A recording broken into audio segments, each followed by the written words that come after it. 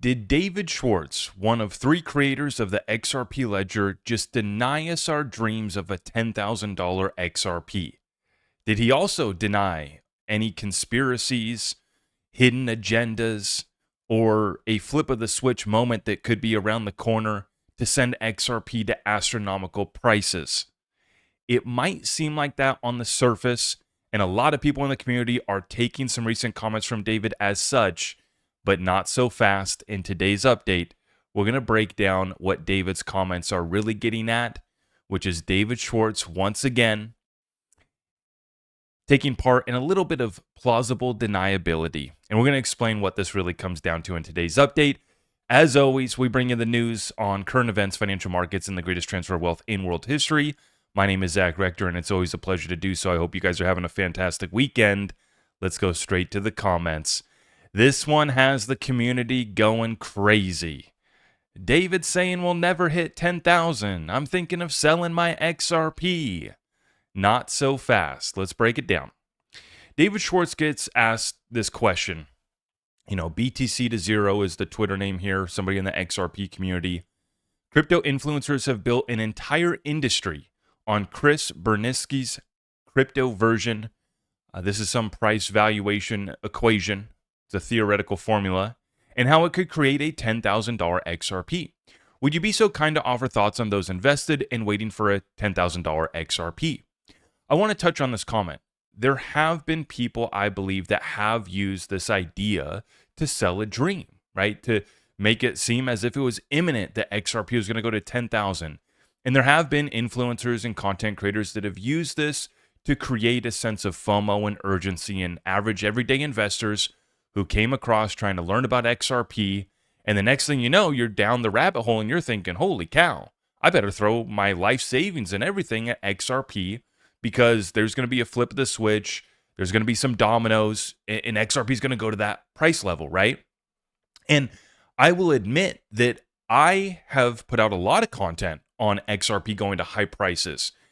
And as we've made content since 2021 on my platform, the conversation around this has continued to evolve, and we've continued to adjust, take a look at one formula, one valuation.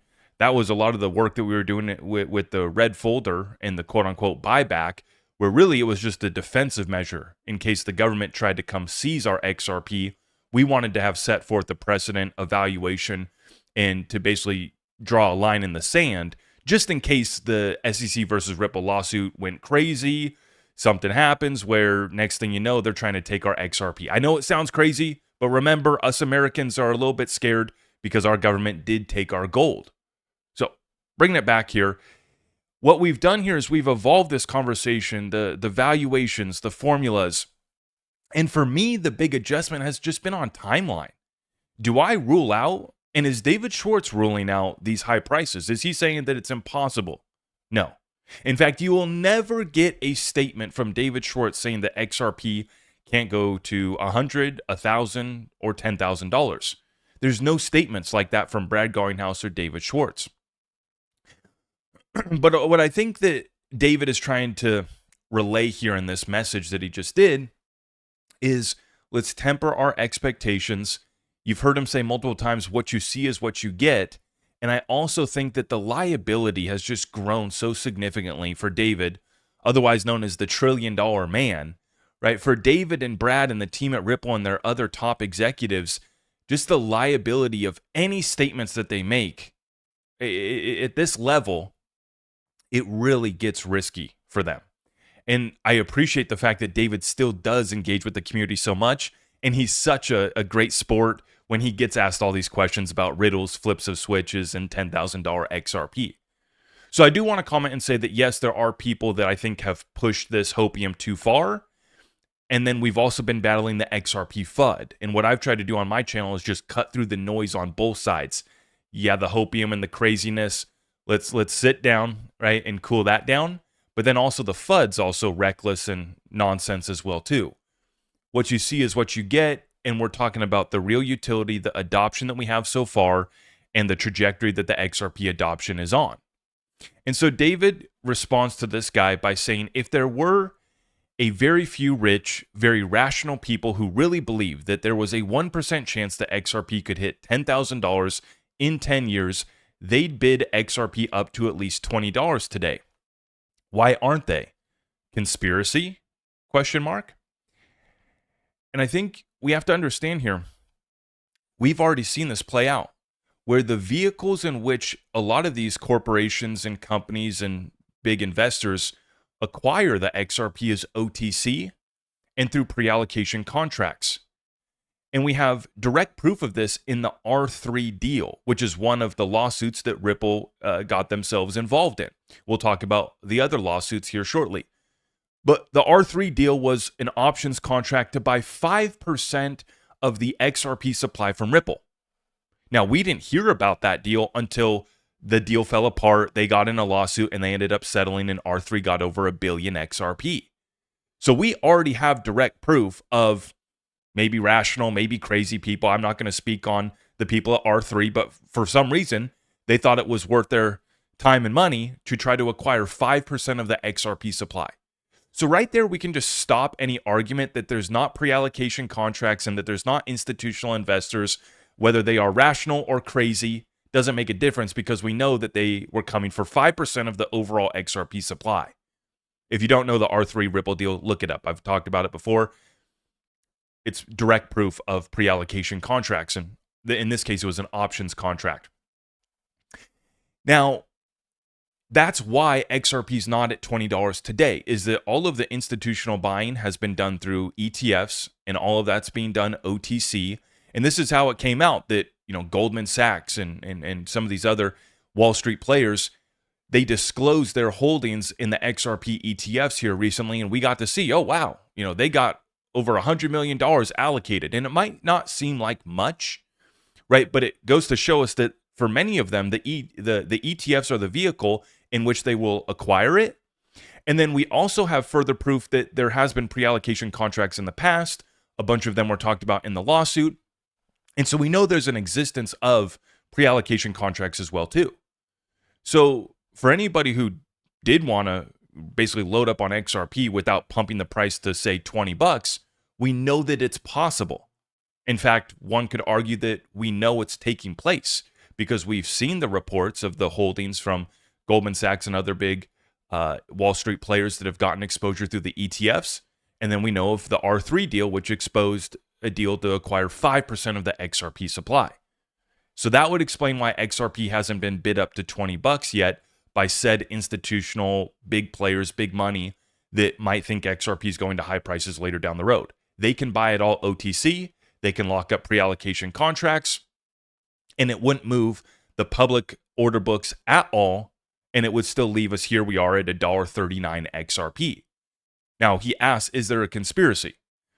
And in this whole conversation, all of these comments from David Schwartz is just an exercise of plausible deniability, in my opinion. For those of you guys who don't know what that is, it's the ability of senior officials or individuals to deny knowledge of or responsibility for actions taken by subordinates due to a lack of evidence linking them to the act.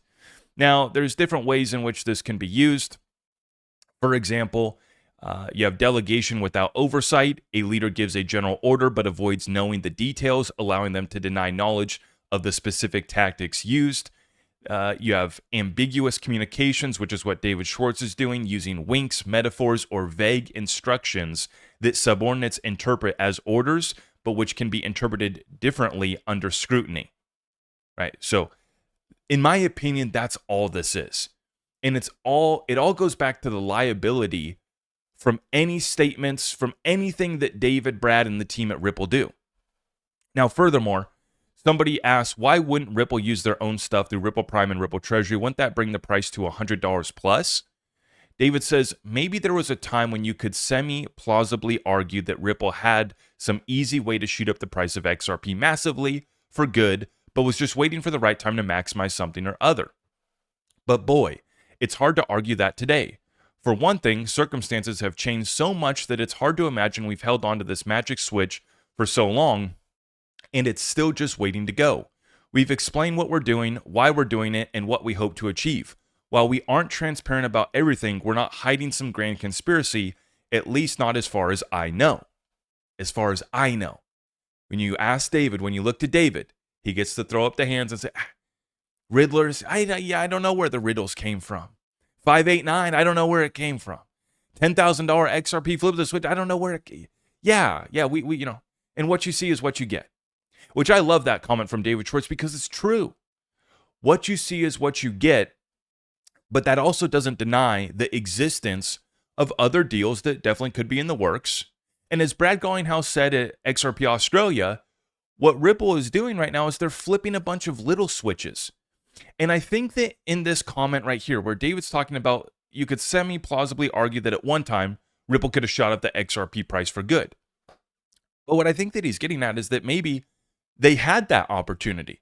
They could have pumped and dumped the XRP chart like so many other crypto projects did. But instead, they chose the sustainable path, real utility, real adoption, small switches, right? To continue to build XRP adoption, build out the XRP ecosystem, XRP utility. And ultimately, I want everybody to remember, not one executive or anybody from the team at Ripple, not David Schwartz, Brad Garlinghouse, or anybody else, has denied the simple goal from 2017 of making XRP a world reserve currency. Nobody has denied that. Nobody has said that that goal has left the company Ripple. Nobody has said that that's no longer the focus. And nobody has also said that XRP can't go to 1,000, can't go to 10,000. Can't, there are no switches. In fact, they've confirmed that there's a lot of little switches and they've been flipping them one by one. And you have this SEC versus Ripple lawsuit that stalled things. You have the Clarity Act that's stalling things right now, which is why I think David is saying what you see is what you get. You're going to get a lot more, and you're going to get to see a lot more that's hidden behind NDAs and hidden behind plans to adopt this technology at scale after we get regulations. But for now, what you see is what you get. It's true. And the plausible deniability, in my opinion, here is to defend the liability that David, Brad, and the team at Ripple face every single day. Anytime they make a comment, anytime they make an appearance, they have to consider that. And what I did is I pulled up to remind everybody the lawsuits that they've already been involved in. Of course, we know about the SEC versus Ripple lawsuit. They had to spend $200 million of their own money, $50 million settlement, $125 million civil penalty, right? Far below the $2 billion that the SEC was trying to get from them. But this is just to remind everybody that they already had to spend hundreds of millions of dollars fighting the SEC. But that wasn't it. There also was this case, the SoStat case, which was a consolidated class action filed in 2018 in the Northern District of California, where a private investor brought a class action alleging that Ripple, its subsidiary XRP2, and Garlinghouse sold XRP as unregistered securities from 2017 to 2023. Now, the district court granted summary judgment in Ripple's favor. Federal claims were time barred under the statute of limitations. Other claims also failed. And in January 27th of 2026 this year, the U.S. Court of Appeals affirmed the dismissal in full. This case was a load of BS. I wish I could say the real explicitives that I would like to use to describe this case. Like many cases in this country, right? We live in a very litigious society with many frivolous lawsuits. Anybody can sue anybody for anything, essentially. Whether the case will actually hold up or be thrown out in court, as we're seeing, this one went the distance. Ripple was ruled in favor of summary judgment, and the appeal was also denied, affirming the ruling and Ripple's victory. But this was a class action lawsuit that, remember, it only takes one dude to file a class action lawsuit. And then the next thing you know, you get, and these lawyers come in and then they can blow it up. And then next thing you know, you got class action lawsuit here alleging that Ripple and Brad sold XRP as a security from 2017 to 2023. Absolute, a hot pile of you-know-what is what that case was. But Ripple still had to defend it. And you have to understand that this, really, set up a precedent, and it's not going to stop anybody else. Furthermore, though, it might be a small deterrent, but all it takes is, some lawyer who's willing to take the case, some guy who's willing to tell a story, and it's not stopping somebody else from filing a lawsuit. saying, oh, David posted some riddles. He confirmed a riddle. I thought XRP was going to go to 10,000 overnight. I invested all my life savings. I, made a bad investment on my own accord, but let me blame David and let me blame the riddlers and let me, file a frivolous lawsuit, right? And I'm not encouraging anybody to do that. I'm speaking down on such frivolous lawsuit and litigation in our country. It's gotten silly out here.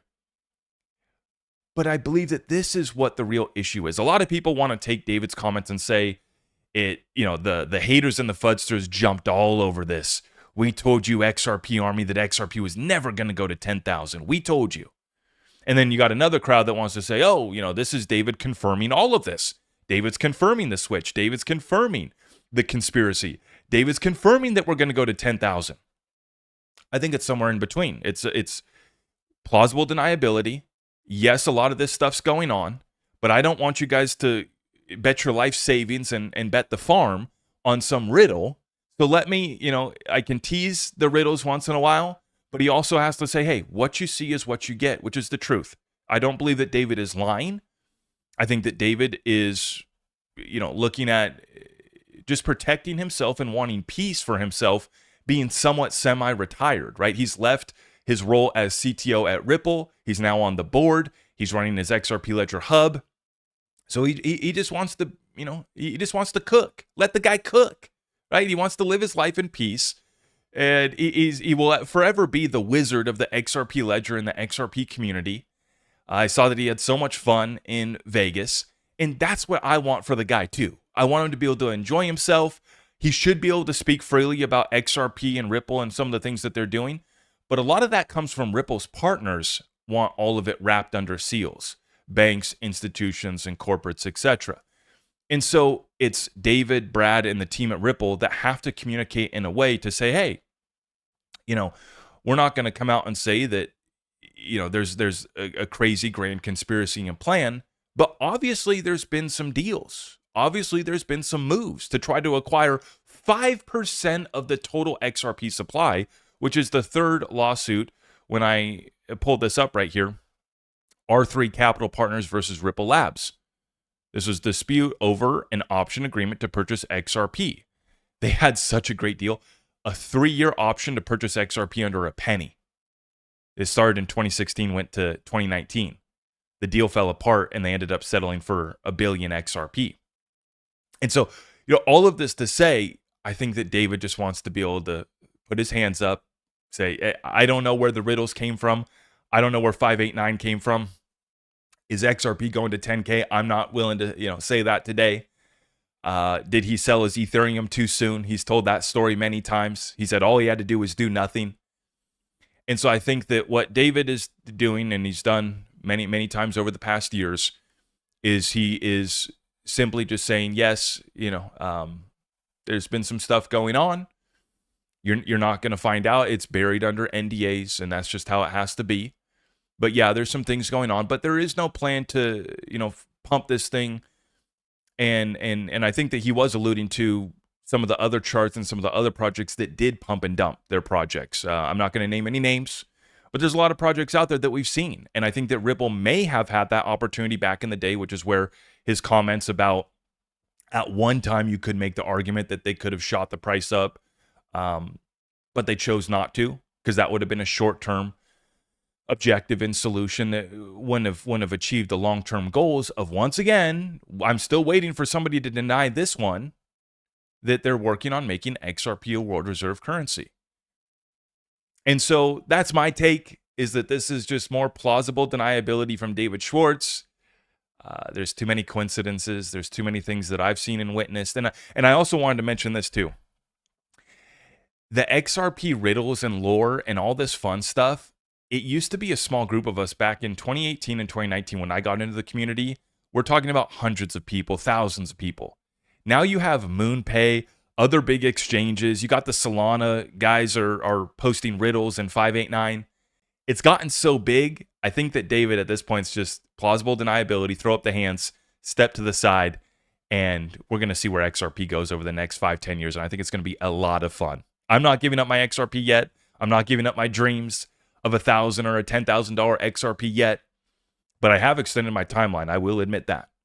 I used to think we were going to 589 and beyond in 2020. And I was that guy, FOMOing into XRP based off the riddles. Would I ever blame David, the Riddlers, or anybody, bearable guy, for my investment decisions? No, because I'm a responsible adult. I make my own investments.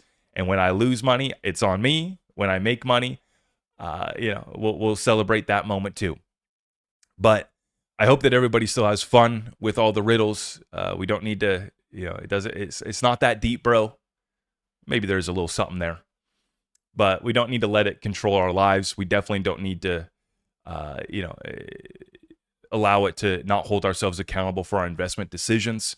And I think that that's kind of what David is trying to nudge and encourage our community to do, is take responsibility, understand what we have, understand what we're trying to build out, and understand that as an XRP community, we need to be proud right now. I know XRP is not where we want it to be price-wise, but in the middle of the depths of this bear market, we just had a record-breaking XRP Las Vegas. Everything's looking good for Ripple. Everything's looking great for XRP. And we also are fast approaching the Clarity Act and full regulations, where we can start to see this era of what you see is what you get. It's about to get a little bit bigger with the institutional scale that digital assets are going to be taken to. So I'll be sticking around for that journey. You guys let me know in the comments down below, what do you make of David Schwartz's comments here? What do you make of the riddles? And have you given up your dreams of a $10,000 XRP? There's no cap, because there's no limit to how much they can depreciate or devalue the US dollar. There is no limit to how high XRP can go. So with that being said, I'm going to wrap it up. Hope you guys enjoy your weekend, and it's going to be a busy week. So make sure you guys have subscribed, hit that notification bell. We're going to keep the content coming for you guys. And if you appreciate it, thank you so much for smacking it on the way out. God bless you all.